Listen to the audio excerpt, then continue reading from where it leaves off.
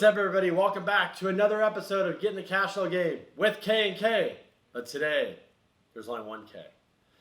So, guys, I was actually invited to go on the Founders Club podcast. Oliver Graf. If you have not heard of him, you might have heard of Big Block Realty. So he is one of the owners, founders of that company.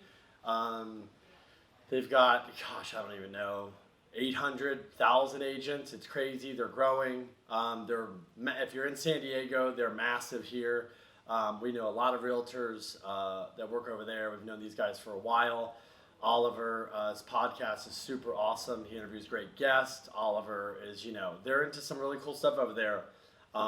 Went to visit his studio. He, I don't even know what you call him, Monty. He paints like these cool, they have this like abstract art, but it's really cool shit, like stuff that you'd probably want to buy. And I was like, I feel like it's like NFTs, but they were doing NFTs before NFTs were cool, if that's what they were. So they got a lot of cool stuff.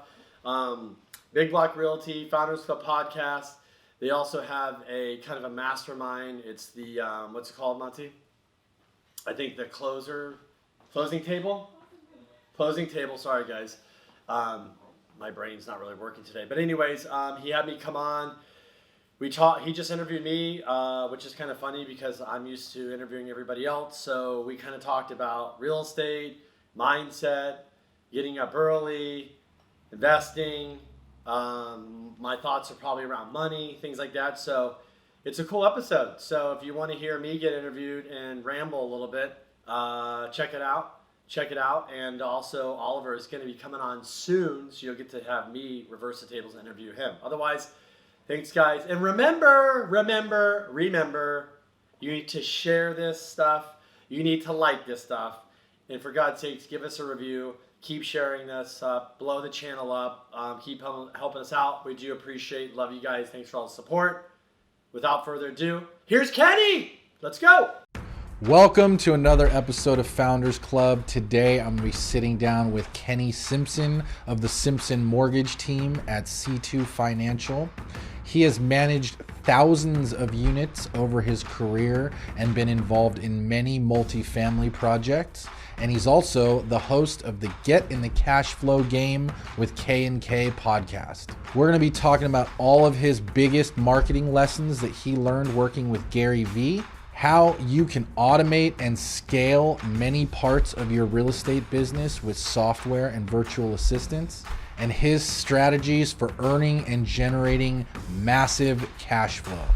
If you have any questions, put them in the box down below. Make sure you roundhouse kick that like button so other people just like you can find this video. And if you like real estate and you like money, hit that subscribe button so you're in for future episodes, and we'll see you on the inside.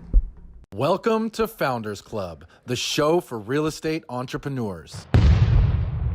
So sitting here with Kenny Simpson, excited to have a good real estate marketing, Cheers, potentially crypto related conversation. Oh God, here we go.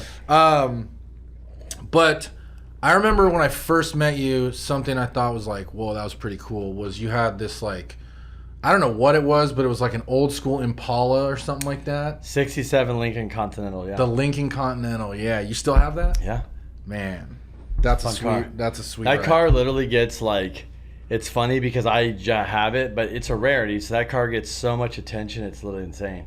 Like it'll be places I've had to get this fixed or that, and people are like, we had a Lambo here, this. It's like just boom. It's everyone's just, on beautiful. It. Yeah. It's just big body, dude, it's just long it's a boat. It's a boat. It gets literally like 5 miles to the gallon. I think it literally. I fill it up. I'm like, what the hell just happened, dude? It's half a tank. Yeah, but cool ride. Anyway, so you've been in the real estate game a long time. 17 years lending. 17 years, yep, at C2. So let's take a step back. Why don't you tell us a little bit about kind of how you got in the game, and then we'll talk about kind of your come up and go from there. Yeah, so moved to basically ended up in San Diego. Said I'm going to go to college here in '99. Started going for college, and unfortunately, I didn't have support from parents at the time, so I had to pay for everything. So I was doing college, and then I realized, why am I here? Because I'm not going to use any of this. And I saw these people in 2003 and 4 making a shit ton of money in real estate. So I ended up, Buddy literally called me when I was thinking about calling him, no joke, like literally called me the day before I was going to call him, and I was going to ask him, can I come work with you? And he said, do you want to come work with me? I was like, this is weird. So I went, we worked with him, and that was, we did a branch, I was processing, did loans, and then at that time, then the market crashed, and that's when everybody got their PhD and getting their ass whooped. Or as Mike Tyson says, what is it? You get punched in the mouth, or, you know. Then you know how it really is? Yeah. So I got that, and then that's when I feel like my journey really began.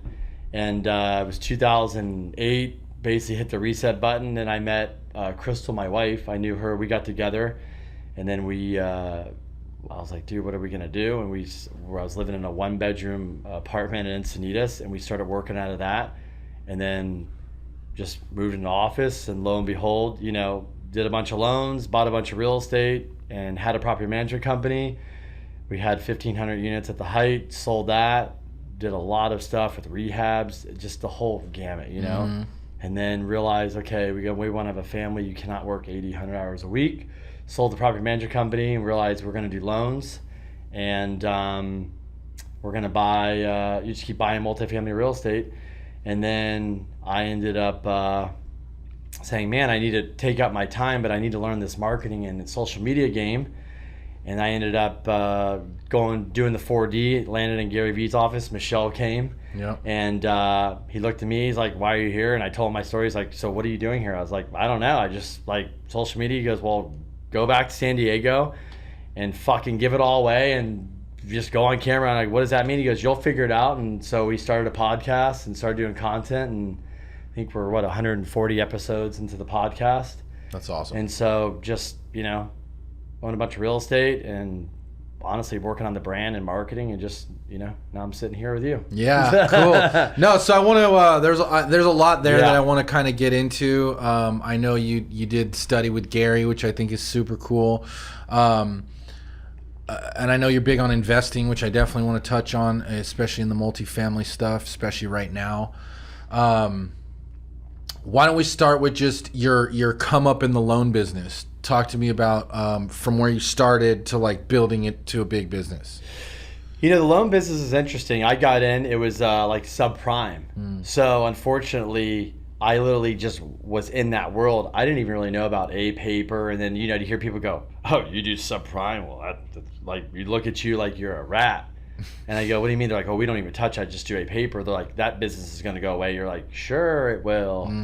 And that business went away. And when was this? That was 2004, 5, Okay. 6. Yep. I was just in shops. They were doing negams. And you know, like somebody says is, how many Pick a times payment. how many times you say, I can't believe they funded that loan. I can't believe they gave that guy a loan. And now you look back, you're like, well, no wonder we had a crash, you know? And so after I kind of shook that off, when I hit the reset button, obviously it was just a paper. So when I started over again, I ended up back and just, you know, kind of doing my own thing. I never really wanted to be big or have a branch, just kind of always wanted to create like me, my team model. And, you know, fast forward, I went through some direct lenders, and now I'm at C2 Financial Broker. And really what I focus on is I'm there because I feel like best rates, best service.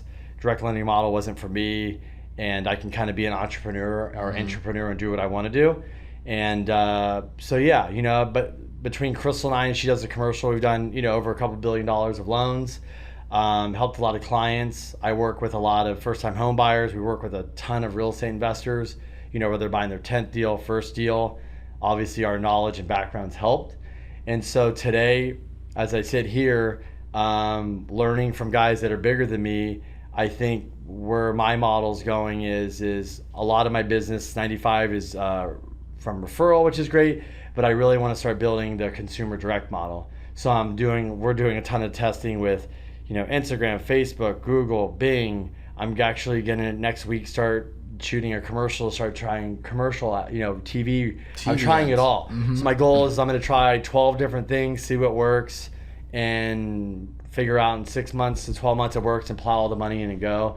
And that's why I realized, you know, having the podcast, doing the content, the personal brand, somebody like you, I get a referral, you hang up with me, you go online, look at me, I go, oh my gosh, I listen to your podcast, it really helps. So the Gary thing is right, it works. So I've been jabbing a lot.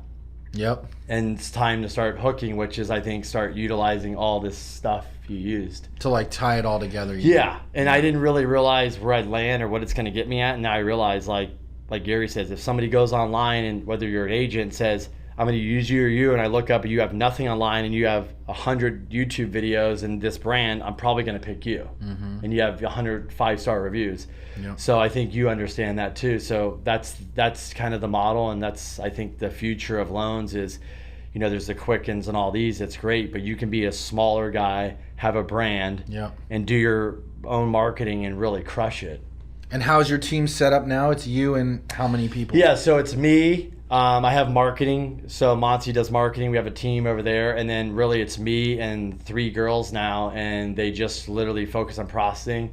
And then I'm going to bring in a junior LO under me to start helping with the leads. And then I'm more like, I really like to be like lean and mean and just really working on the systems. So a lot of it's automation. So when a client comes in, you know, because you're on the other side of this deal. So a client comes in, they fill out a loan app. Some of them don't know what the hell the loan process is. They've never done it. We've done it 50 times, 100 times, 1,000 times. So we use a lot of automation. So they come in, they're getting dripped on, appraisals ordered, CDs out, disclosures out. They're getting an email, they're getting a text. The agent's getting notified when they need to. I'm sending a video to the client too. It says, you don't know what an appraisal is? Click here. Let me explain it. You don't know what a CD is? Click here. You don't know what a closing, you know, like understanding closing, like, so I'm really using technology, automation, and figuring out how to basically use these systems and bring them all together. Mm-hmm. So I put myself into it, whatever business you're on, and go, if I'm walking through this experience and I have never done this or I've done it, what am I looking for? And I think consumers now, they want efficiency, they want transparency, they want speed, and they also want good rates. But if you can communicate with them through technology and automation, I save a lot of extra calls to my team, to everything. That's just, to us, I know a client wants an answer, but it's a lot of waste of time because I can give them the same video to the same people because I'm getting the same questions. Yeah. Exactly. So that's what's really built over is just, and then obviously the power of a personal brand and using, technology like Instagram, Facebook, and LinkedIn, or just, podcasts. It's insane. Like, just getting your story out there and people hearing and go, oh, I want to work with a guy like that because of all these things. Yeah. Yeah, what I like what you said there, a couple things. One, automation. I think the more things you can automate in the business, the better. The more time freedom you're going to have, the more efficient you're going to be, all that stuff. So I want to get to that. But also the customer experience. It sounds like you're heavy focused on the customer experience, which is something that we talk about a lot, is how to build a business the right way, right? Is focusing on the customer experience. And then that means sometimes you might have to say no to things that make you more money, or you might have to go the extra mile and really go out of your way to do something. But because you're delivering that customer experience, you're delivering the word of mouth, the 5-star reviews, and this bank of goodwill. Yeah. So, as far as the automation side of things goes, talk to me about how you're doing that. What tools are you using? And what pieces are you automating? Yeah, so when you come from a direct lending world, you kind of are plugged into their system. So if it doesn't work for you, you don't have a choice, right? They've already built the system. So I didn't like all the tools. So now you come in the broker world, you just have a la carte of options.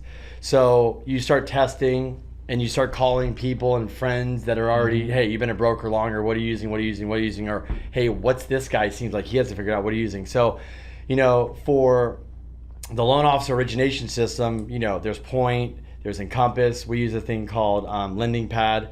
And so we have that. And then CRM system is SetShape. So they all link together. They all talk together. Yeah. Mm-hmm. And so what it is that, I send an email to you. You click a link.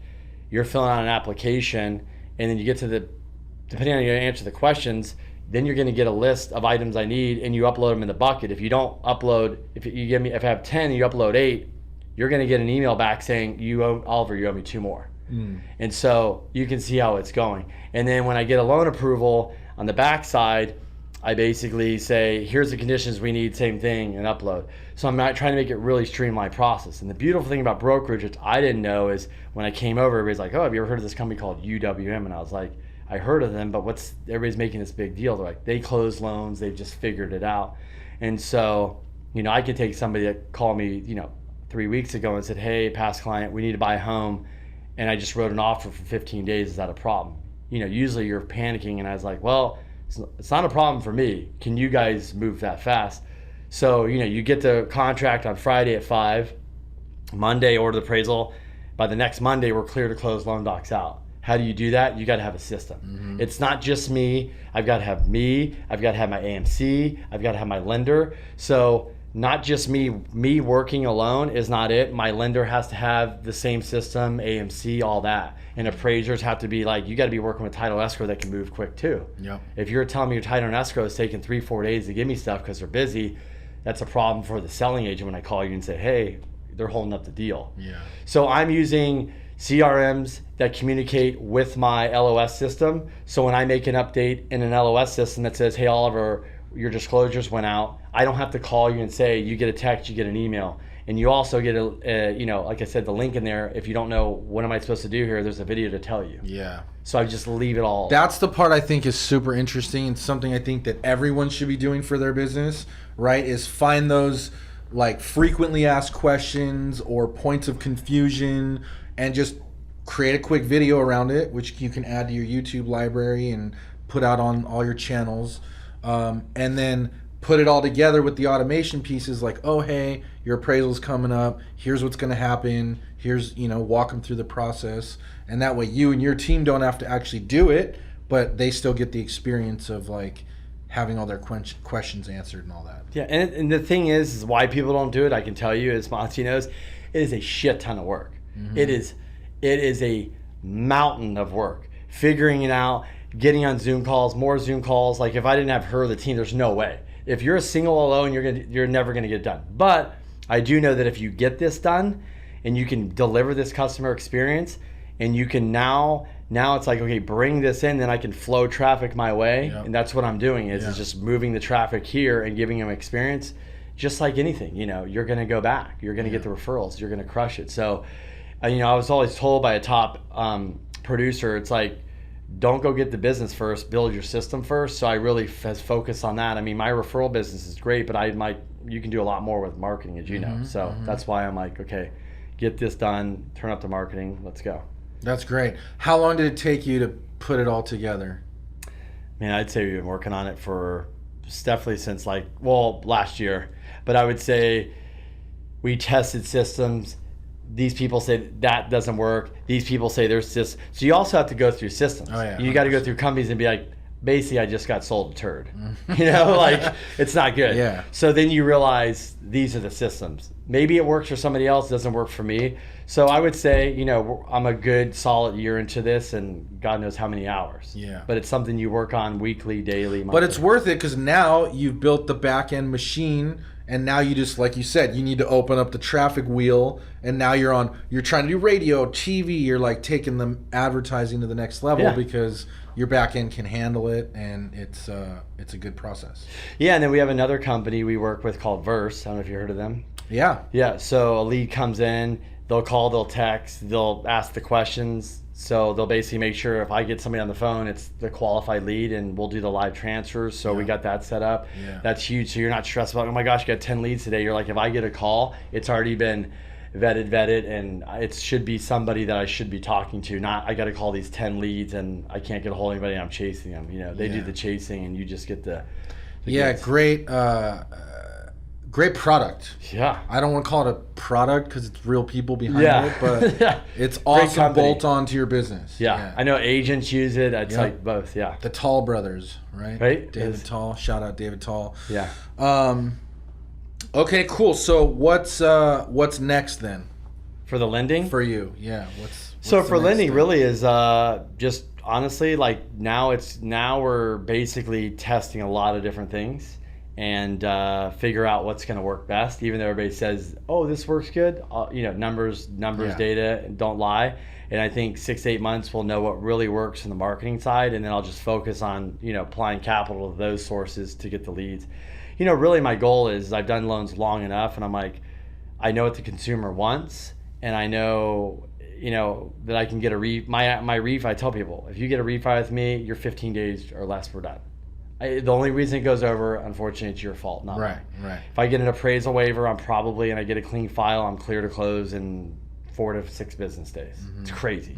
So if you can do that, it's like just flow the traffic in, and I'm looking for that person that wants to get it good rate, get it done quick, no BS, let's go. Very cool. Yeah, I like that. That's impressive what you built there. So you're going to do a lot of testing. It sounds like you just are really trying to find the best channel, hone in, and then double down on that.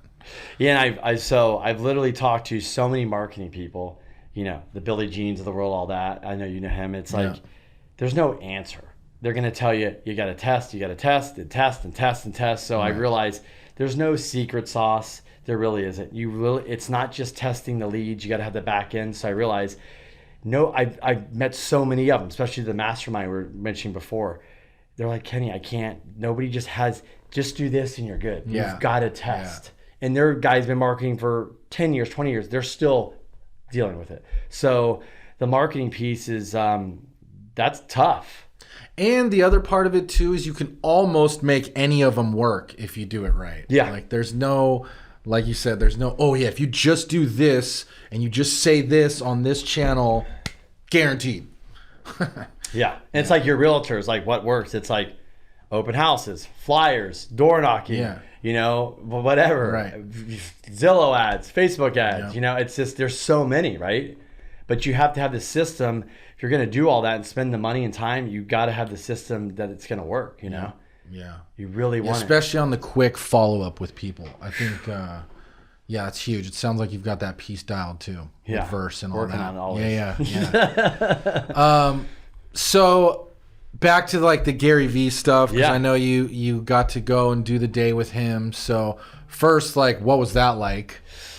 It was cool. What was crazy about it is that I never really did the social media, did nothing. And then I landed in his office and I happened to sit at the edge of a table, me and this guy at the edge, and didn't know, but okay, they put me over here and Gary's going to sit here. So, Gary came walking in. I was like, oh shit, it's Gary Vee. And, he gave us 3 hours, but everybody's always like, what did you take away? And I think the takeaway is like, honestly, it's like, get started. Like we all sit around and talk about, I'm going to start a podcast. I'm going to do a YouTube channel. I'm going to start this. I'm going to do that. I'm going to start doing videos and send to my clients. I'm going to set up the back end. I'm going to do what we just talked about. But there's a guy, the reason why Gary Vee's doing all this crazy stuff, because he goes and goes and goes. And I think it was just sometimes you need to sit in the room. It's like, you just need to get started. And I think also the other stuff is that networking and being around like-minded people, those people in the room, some I still talk to. One guy had a podcast. It was easy to call and go, hey, what's all your equipment? Cool. Here's the link. Go on Amazon, buy it. Cool. I have all my stuff. I don't have to sit there and, read for 20 hours, figure it out. Like I had, maybe it wasn't the best equipment and maybe we upgraded now, but it was like quick, cool, let's go. So connections, and then obviously being around Gary, he's insane. The guy's schedule at that time, that was like, pre the pandemic and all that, but his schedule was insane. Like the guy's like, if I barely have time to take a leak, it's the guy's just back to back to back to back to back. They're like banging on the glass. Let's go. You got somebody waiting for you over here. He likes it, but it's intense. It's not for everybody. Yeah, I don't know if I could hang with that. Not all the time. No. It's not for everybody. Yeah, it's a lot for sure. So you said that the biggest takeaway was getting started. So what did you start when you left? I came back and we weren't doing any social media, So that's how we ended up meeting Monty, and then we started the podcast. And look, I tell people, I shot a lot of videos. I couldn't get comfortable. Like everybody's like, you're comfortable. I said, I didn't like a camera. If you put a camera in front of me to speak, I'd be like, you better get that freaking thing out of my face. I was not comfortable at all. And then I had to literally have a self-talk, like if you're going to do this.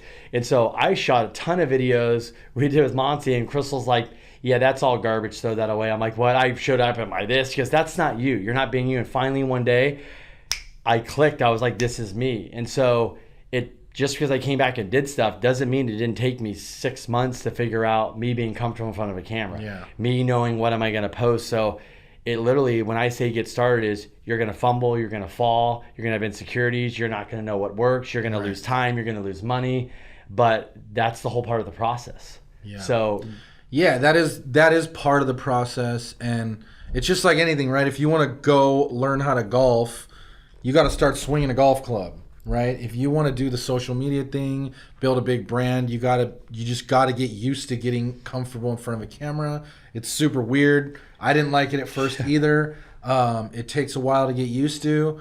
And when you look back on your early videos, like, they're brutal. Like, I can't even walk. Oh, God, yeah. They're so painful. terrible.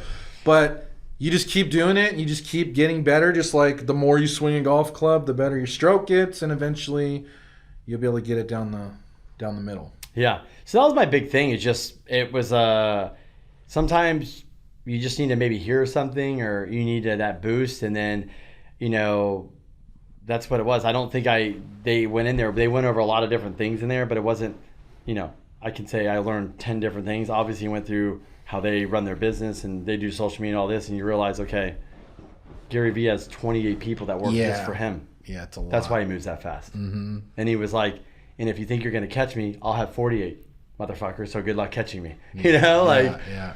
So that's what I realized, and moving fast in the marketing world and constantly trying and testing and changing is important too. You can't just think, okay, I'm going to do this ad and it's going to run forever. Like, you've got, it's a people are moving quick. Even Billie Jean said that. It's like, I'll tell you one thing, speed matters. You got to be able to test and move. And if you can't you can't shoot a video, put an ad out tomorrow, you're competing with guys like me that I can. Mm-hmm. So having a good team too, Yeah. So it's taken, we spent 2.5, 3 years now, and it's like we finally have a rhythm down. We know each other. We know what we need on the team, but we're improving every day with it, So let's talk about the teams real quick, because we have a content team. You have your content team. I think I get a lot of questions about that too. Like, how many people do you need? What is each person doing? Who's doing what?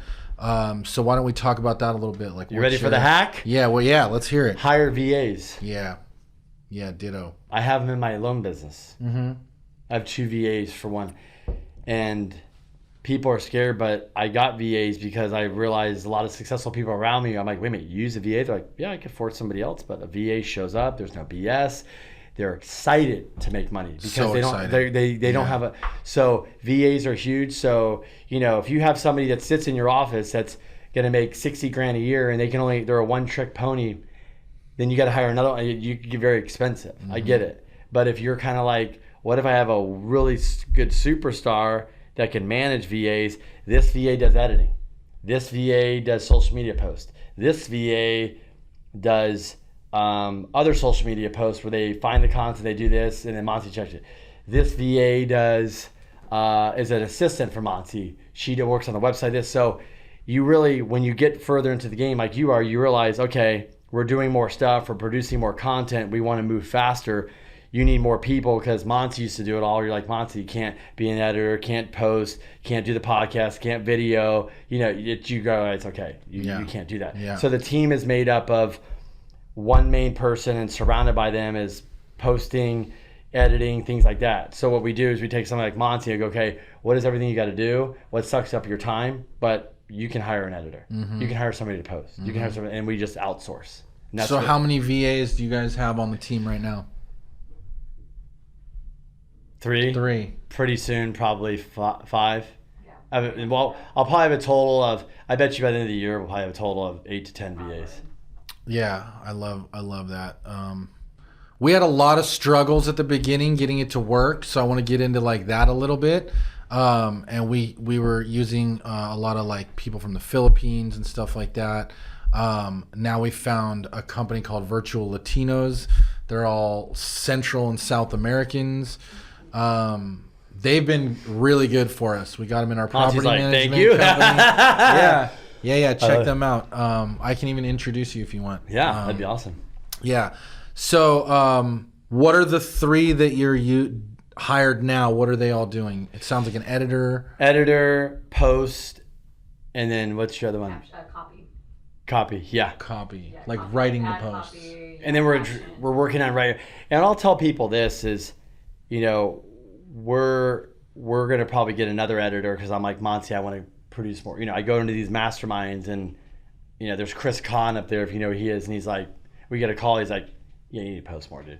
He's like, this guy's like, okay, I take a video, then we strip it down and we do 700 posts in a week. And you're like, yeah, exactly. What did you say 7 or 100? Yeah. How do you do that? How do you do that? This is who we're competing with. Yeah. But then you realize, okay, I don't need to do 700. But you realize, so I tell people when you're hiring VAs, say, cool, here's this video. Here's a video like I've done before. I like how this looks. Here's 4 VAs. Say you're all being interviewed for a job. I need you to create 5 snippets and edit this video and come back to me. Well, I can't get that done in 3 days. Okay, well, you're out. I can do it. And then you come back and who's the best? Yeah. And that's how we find people. That's how. And some work and some don't. So, it's this isn't like you step up to the plate and you're just going to knock it out of the park. Right. If you do, God, you're lucky. Yeah. You're super lucky. And on that note, too, when you find a good one, make sure you take care of them. Because they're worth their weight in gold. When you got someone that once they're trained, they're ready, they know what they're doing, they become very low maintenance as long as everything is, like you were saying, processed out, checklisted out. Where do you guys go to find your people? Is it like Upwork or something like that? Yep. And then I have another company for my processing. I'm trying to think who that company is. I'm drawing a blank. It's another company like you have. It's like I went to more of a company. It's a US. The guy... Basically, it's a little bit more, they qualify him in this, and I just wanted to move faster, so I got more quality. I can always send you the name. You might have known him. Yeah, and that's what we do. But yeah, at first it's weird. You're training over Zoom, and it's kind of awkward, but, I always tell people, if you look at these resumes, as you probably know, they came from a call center. They came from this. They're in 10 years in a call center. And they're like, you don't even understand what being micromanaged is. They had a manager upon a manager and a manager, and they're like, Kenny, it's 300 calls a day. They're like, Kenny, it is. They got out of that environment because they're like, this is brutal. This is too much. And so they're grateful to have a job. When they call out sick or anything, it's really a big deal for them because they're worried that you're going to get upset. And mainly, they show up with a good attitude and ready to work. Yeah. And unfortunately, totally second that. We live in a place in San Diego, and you'll deal with attitudes, and I'm busy, and it's sunny out, and I don't feel good, and it's hard, And you're like, guys like us, we just want to work, want to get stuff done. Not everybody thinks like us. It's fine, but you need people on your team that have that same mentality. If not, it's going to be a problem. Yeah, couldn't agree more. Yeah, no, that's good because VAs are really like a game changer if you can get them to work. And like you said, it's a lot of like heavy lifting up front, but once they're set up and they know your game plan and they know what to do, they're happy, they're motivated, they're loyal, and it's like at the beginning they're like Mr. Graf this, Mr. Graf. I'm like, it's not like that, and they're just they're just excited for the opportunity. You could probably get 3 really good VAs if you train them for probably like one person here. Yeah. So I always tell people, I look at this, I go, you're one person, and if you have 3 people on your team, 4 people, 6 people, and they're working every day towards different things. Well, if it's 3 people and they work 8 hours a day, you have 24 hours of work being done. 48 hours, 50 hours. So I look at that, I'm like, with 50 hours of work, what can we get done in a day? What can be done in a week and a year? Yeah. And I'm really starting to understand that and going, okay, like, let's be impactful here. And that's the thing, so that's how I'm looking at it. Like, it's more like the bang for your buck is ridiculous, but you can, if you hire 2 VAs, you have 16 hours of work being done in a day. Yeah. That's a lot of work. Yeah. Moves the needle. Yeah. Yeah, for sure. All right, so I want to switch gears a little bit. I want to talk about investing. Yeah. I know you're a big multifamily guy. So talk to me about what you're investing in now and kind of a little bit about the background. So this is probably one of my favorite topics. It's passion. Probably why we started the podcast too. So I think even just young, I always wanted to get in real estate, and I was intrigued by real estate. And I think, you fast forward today, I just think when people really understand why they're investing. So, I always tell people, I get a call from the first time person. It's like, call Kenny. He'll give you 30 minutes. He'll talk, you want to buy your first deal. The conversation usually starts off, well, why are you buying something? They're like, what do you mean? I'm like, why are you buying it? Because don't tell me you're going to buy just because your friend bought. Like, so a lot of times I tell people is, what's the game plan? What's the purpose? First, you want to know that. Second is, what are you trying to buy? You know, is it 1 unit, 2 unit, 4 unit? And then secondly, you know, after that, it's, if you're going to buy this property, who's managing it, who's running it, what's this, and then the financing and all that. And so for us, we ultimately ended up in multifamily. And so for me, it's very simple. I tell people, I posted the other day, is like, you know, we used to buy multifamily, rehab it, cash out this, and then we started really understanding the game where it's like, this is what we do now. We typically buy, you know, buildings here in town, 20 to 30 units. It costs money to put down, millions of dollars. So I buy a building, I put a couple $1 million down. I go get a cost seg on it, if you know what that is. Mm-hmm. I basically take the cost seg, give it to my CPA, and I wipe my income. And people go, what do you mean? I go, I pay 0 tax. Mm-hmm. And I said, when you understand that game, the game's over. And then basically when I do that, this asset now pays me cash flow. I wipe my income. I go do it again. I go do it again and again, unless they change the rules, the laws, or something. And I said, at that time, my building goes up in value, right? Rents go up. I can pull tax-free cash out. Yeah. So the multifamily game, when you understand it, it's a great place to be in. I mean, there's clients I know that have literally bought their building back again. They bought it 20 years ago and they're buying it again. Yeah. Like, why are they doing that? I said, it's just a game. It's a tax thing. It's a cash flow thing. I'm in an exchange. It's crazy. So we ultimately ended up in the multifamily game because I think of all the things you can do with it. Mm-hmm. And 1 to 4 is tougher. It's harder to scale. You know, I tell people if you have 100 homes and you want to sell them all once and trade up, that's really, I mean, you got to be a magician. Yeah. But if you have 100 units and you want to sell it and trade up, it's a lot easier. Yeah.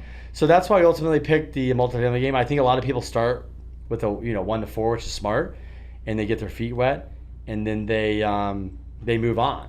And I think you move on because you get educated. You start listening to podcasts. You read books. I mean, look, let's be honest. Like, there's more data and information than ever before. Mm-hmm. I think that's why more people are in multifamily.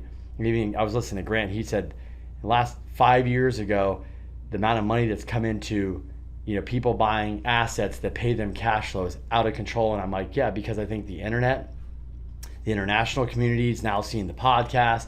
The word's out. Exactly. The word is out. Yeah. And so they realize this is a really good business from a lot of different standpoints. So I like that. We also manage, you know, over 1,000 units. So I got a PhD. We rehab 500 units, turned 2,000, rehab 40 buildings. I mean, we did so much stuff. It was insane. We helped people build portfolios. Probably didn't make as much money as you're doing yourself, but we really learned the game mm-hmm. and got around a lot of people and got a lot of respect.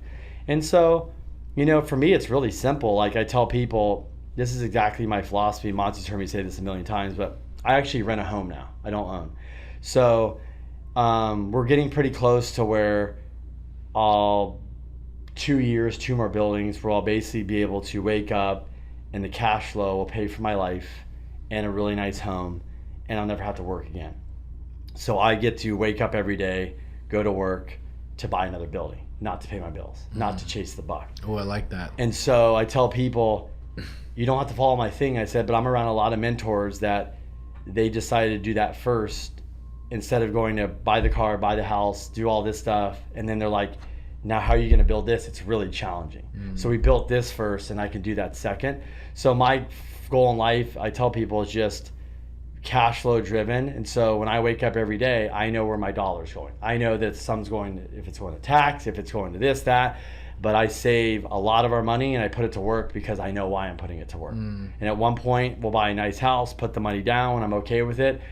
And I'll have the cash flow pay that, my life, everything. And then now I get to wake up and go to work just to buy more units, which is more of a generational legacy wealth thing. Yeah. And that's literally my mindset. And it's like, I mean, I get razzed by friends and everybody, even Crystal's like, I said, high on the prize, baby, you know? Yeah. So that's really the game for me. that's through mentorship. That's from people I've known. You know people that, I mean, going a couple thousand units here, it's like, look, they worked hard, but the life's pretty easy. They work, but it's easy. It's coming in every month. And so I've done loans for 17 years, and I've got to see people's financials and how they spend money and how it's amazing how many people make good money, but they literally have nothing left over. And I see the stress, and I see the anxiety, and I see how I'm going to save for college and all this. And I'm like, this is insane. I don't want to do that. And I see people over here that I've done a lot of loans for that they own properties. They're not stressed. They got cash flow. They got equity they can tap into. You're not driving Lamborghinis, Ferraris. They're just pretty chill. It's the millionaire next door, but but they get to travel. They get to enjoy life. They're hanging out with their kids. And I think that's more attractive to me than having this life where I've got to go grind every day and I'm so stressed out that it's like, if I had to, if I couldn't work for 6 months, I think I'd go broke. I think COVID, like Warren Buffett says, when the tide goes out, he's wearing pants. We were talking about that, this run that we've had. Obviously we don't know where it ends or whatever, but you're going to see the people that are over leveraged. That's what happened last time will happen again. Yeah. So I'd rather be over leveraged on multifamily that's paying me rather than over leveraged on a lifestyle that I got to pay for. Yeah. It's a great way to look at it. I love that. I wish I had my little horn over here. I'd be blaring my horn, but we ran out of batteries. So I want to break that down a little bit because I totally agree. I'm a big multifamily guy myself. And it sounds like you're doing deals locally here in San Diego. 20 units plus. That's where I kind of lie right now. That's a sweet spot. Yeah. Okay. And then are you doing these as a group? Are you doing these solo? Are you raising money, privately funding? Now. Okay. Solo now. Chris and I have been hit up for a long time about syndication. So we are part of another mastermind, Brad Sumrock. He's a big syndicator. We know him. We looked into it. We studied it. When we lived in Miami, we went and drove within a 4-day period, 50, 60 properties. We sized them. We've been to Dallas. Because of my podcast, I've got to meet syndicators all over the country. Yeah. Came to realize we're like, cap rates have compressed. The days of 8 years ago, well, I can go to here, and get if you think this market's crazy, expensive, go to Dallas, go to Austin. Some guy at BlackRock said he sold an apartment building. He didn't even want to, but somebody called him and said, I'll pay you this. It was a 2 cap. They were in exchange. They were desperate. He's like, you want to buy it at 2 cap? Yeah, he's like, cool. I don't sell, but he's like, you want a 2 cap? I'll sell all day. Yeah. So I think that when we looked around, we came back here and we're like, what is the difference from here and Florida or Texas? And I think we were having this debate on the podcast yesterday, but it's a lot of traffic going to Texas. And I said, but a lot of people are fearful of California because of taxes, because of regulation and stuff. But I said, regulation is starting to happen, but the returns are almost the same here as other places. I looked at a lot of deals. If you want to raise money here, and you want to find 100, 200 unit buildings in San Diego, that's tough. There's just not much. That's why people go to Texas or Florida. There's a lot more of that there. Yeah. So we decided now we would do syndication here, I think. But I think now we'll just buy our own. I think we will eventually do syndication, but I think we have 2 young girls, so it's like a lot of work right now with them. 1.5, 3, it's too much. But down the road, that's what we want to do. Yeah. We interviewed Grant Cardone. That was fun. And side note, he's like, you need to be using social media and buying $100 million deals. I said, that sounds great. He goes, basically, no, go fucking do it. So it was like the Gary thing, and you should be competing with me. And I think, that's something down the road we could do. I always tell people, a lot of people are scared to go join masterminds. I know you guys do one that's badass and stuff, and go spend money. We spent, I'll be honest, $30,000 for Brad Summer. That's insane. I said, why? It's insane to get educated. You spent $200,000 in college and you're still broke. Yeah. Yeah. So I want to go learn. I'm like, maybe I don't do it, but I'm like, I'd rather spend $30,000 than go raise money and buy a bad deal and lose millions of dollars for people. That's how I am. So we learn, like you guys. You're not scared to spend money to learn. You're not scared to be around. And I look at the ROI how much is this going to make me or save me? Because a lot of times you just go, you get that one tip, and you're like, oh, wow, I never even thought about it like that, man. I could save this. I could just make this one tweak. That'll save me $2,000 or $3,000 on the bottom line a month. Over the course of the year, that's already the $30,000 right there, and you've already paid for it just off that one tip, right? So, to your point, I like that. Yeah. one of our mentors, Mike, he always says, when you're gonna pay full price either way. You're gonna pay in money or time. So if you want to pay in time and do it the hard way and the long way, that's one way to pay. Or you're gonna pay and you're just gonna get the shortcut up front. And so, I'd rather pay to get the shortcut up front. I mean, literally, that's what like you guys have been involved in. What's yours called? Closing table. Yeah. I mean, you can get from A to B a lot faster now. 100%. The connections. Yeah. So, I mean, I think a lot of people don't realize too, is being a part of these masterminds, when you have people in there that have sold billion-dollar exits or this, they are part of groups too, and they're like, "What do they need?" And I'm like, because they realize that I don't know about this topic, but I bet you somebody in this group is a master of it. Like somebody could be wealthy and they're like, "How do I figure this all out? How do I leave it to my kids? Yeah. But how do I not give them spoil? Like, oh, there's this guy that is bigger and smarter than me. How did he do it? I like how he raised his kids. Oh, I'm gonna get in part of his mastermind, and then I'm gonna fly to his private island and go sit down and have a 2-day powwow with him, and I'm gonna take notes and learn from him." Yep, 100%. That's what these guys are doing. It's like, so I think that like you said, multifamily is the game, and I think it's I like it, and so we are probably going to syndicate, but right now it's not. But we just keep buying. I mean, hell, I wish I could buy more and more and more. Because honestly, it's and if you really are in the game and you really understand what's going on in the economy and you really pay attention to the right people, the right stuff, and you understand what's going on, you would be investing more than you would now. Turn off the Netflix and turn on the YouTube. Like, there you go. And get off the couch. Right? Yeah. All right, cool. So I have a couple more questions. One thing I saw on your LinkedIn bio was that you wake up at 3:45. Yeah. Is that true? Yeah. So, yeah. Let's just say, I get up at 3:30 pretty much. That's how it. Are you naturally an early bird, or are you like setting an alarm to like? So crazy thing is that it's rare I wake up to my alarm. That's the crazy part. I was getting up earlier and earlier, and then so I had kids. So if you have kids, you come home, you're like, well, that time's gone. And then by the time night comes, you're like, I'm exhausted. So I started looking. I go, well, I used to get up at 5. I go, it's not enough time. Get up at 4, not enough time. I get up at 3:30. I get up. You have your time. I exercise. I run. Do whatever. I get in the office. Like some mornings, I'm in the office at 4 a.m. There's a Saturday, I'll be in the office at 4 a.m. I knock out work. Damn. I come home at 7 a.m. The girls are up. I make breakfast. I've already ran, whatever. So it's a choice, but it's been a game changer for me for sure. I can imagine. Yeah. Yeah, the amount of stuff you're able to get done before anyone's even up is ridiculous. Yeah. COVID definitely was weird because I got into running. So I was like, I live in Mission Hills, and I was like running long distances, running downtown, and I was like, it was weird, everything shut down and stuff. But I really enjoy running at like dark, a 4:30 time. It's weird, but it's like you're thinking, like the shit that comes in your head, and it's crazy. Like, I think for me that time, my body and brain and mind are a little bit differently. So I think I'm like a go, but I slow down at that time. So my mind slows down. So I wake up, I immediately listen to podcasts, I read stuff, do some post, maybe some meditation, you're stressed, do the workout, but my mind is thinking about things. That's when a lot of good ideas come, because it's slowing down. Yeah. As soon as that 7, 8 a.m. come, and the emails come, and the texts and the calls, it's like, to me, it's like, over. Yeah, for me. Yeah, it's a great way to do it. I'm going to have to... Yeah. I'm gonna have to give that a try. I don't know, maybe like 5. Yeah. Try 5. So I'll start there. Yeah, we'll start there. We'll warm up.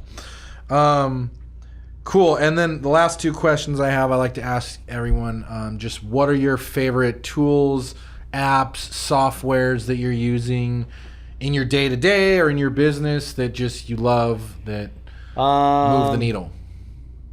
So I'm on Instagram. I like Instagram. Okay. I think who you follow on Instagram matters. So I probably follow people that I support, business people, entrepreneurs, so I'm learning from them. Maybe competitors in my space that are bigger, better than me, that I'm like, rock on, and you start. So I think you can use that tool to become friends with people, support them, and then you realize that you're giving to them, they'll give back, and that could be a meeting, phone call, or advice or questions, so you can help build your business.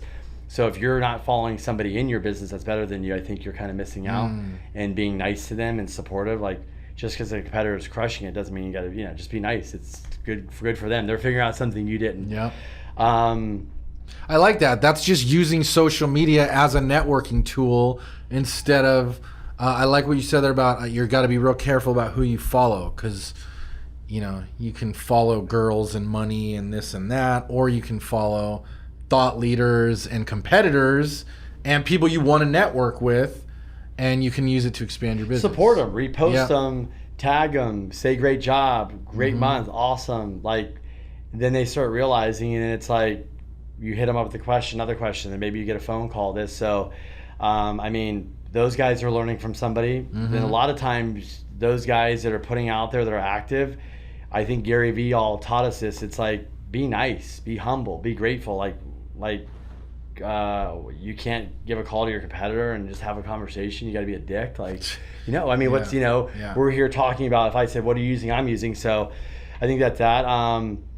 Apps and stuff, like I'm trying to think, like, shoot, what else I really like. Obviously, I think in my loan business, we like, the set shape has been really good. Okay. Like, I like that. The more I dive in, the more that's working well for the business. I think anybody having a really good CRM, spending time in that, and really, look, you can spend a lot of time, but the more time you put in to create automation and the videos and this and that, can do really well, especially if you're being consistent with emailing your database and keeping in touch. Yeah.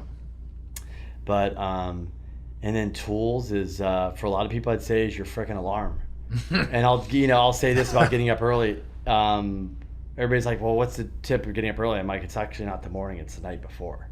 So if you cannot get up early, you've got to have, if you're a coffee drinker, have your coffee ready, have your clothes ready. Do not put your cell phone next to you. Put it across the room. Make sure you get up off your ass and go get it. Yeah. So when the alarm goes off, and your wife might be like, "What is going on?" Then you're gonna realize I got to move faster because she's gonna get up. So a tool is, I think the best is, look at what we can do on this. Yeah. You can trade stocks, crypto, whatever, right? It's like, it's crazy. So I think the cell phone is the ultimate tool and time sucker. You can be anywhere in the world, text, email, call. Use it for good or evil. Yeah, exactly. Cool. So last question. I know you have 2 young daughters, you said. I have 2 young boys. Okay. And I always like to ask, what would your advice be to the kids on how to be successful in life? Gosh, that's a good question. I would say number one is, like I just said on social media, is like, first of all, be nice. Like, be nice. Root for your competitors, not bash on them. I think one thing that I've learned from this whole social media and going into like these masterminds like you have is, I walked into a room and you have a lot of successful people, and I realized that there is a group of people out there that is like open arms, willing to share, willing to support you, and it's like in the room and when you're not there. So I would say, like, as a kid, is teach them when they go into the school, it's like you can benefit from being nice and being resourceful, and it's not about just being competition come together. And I think Grant Cardone, Ty Lopez told him once, he said, when he did 10X, he goes, Grant, you should really have more people on 10X. He goes, well, that's my competition. He goes, but what you don't realize is your competition will make you bigger. And that's when Grant started realizing, he says, I was always like, competition, crush them, screw them. Why would you help them out? And so I would tell kids, go help people out. Go help your competition out. I think it will pay dividends later. I look at Gary Vee's, I look at the Dan Fleischmans, I look at these guys that give, and that they're really successful is because they give the gratitude, and literally what they get in return is beyond success. So I would I'm going to teach my kids is the gratitude to give. Don't expect anything back, but you will get more back. And I looked at Cardone's brand grow, and he goes, it's because I did these masterminds, include all these people, and they have their networks, and they helped me blow up. Yep. And so I realize now, like, you could team up with a competitor and do something big, a mastermind, and be like, what does it matter? We do different things. We're here on the same thing. We're here to help people and grow. So I don't know, to sum it up, it's like kids be, gratitude and help other people out. And I feel like that really ultimately, and be a good person, I think like that's going to go a long way. You can be super successful and have no friends and be an asshole, and that's nobody wants that. That's true. Yeah, and I Amen met those to people that. too. Yeah, right. There's a lot of those out there. Right, you're lonely. Yeah, that's why I say it's. Drake says it's lonely at the top. He's like, no, it's not. It's not. It doesn't have to be. Doesn't have to be. Yeah. Cool. Well, I appreciate you coming on. Yeah, thanks for having me. This has been a great conversation.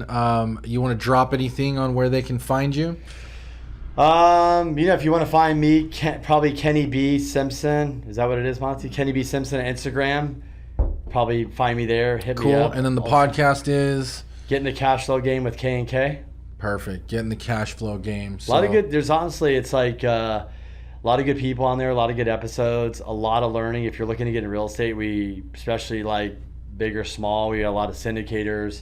People that went from like a W-2 job to now their own 2,000 units syndicating. It's cool. Yeah. Got out of the rat race. Yeah. Good stories. So definitely go check that out. And if you guys like money and you like real estate, hit that subscribe button, and we'll see you on the next one.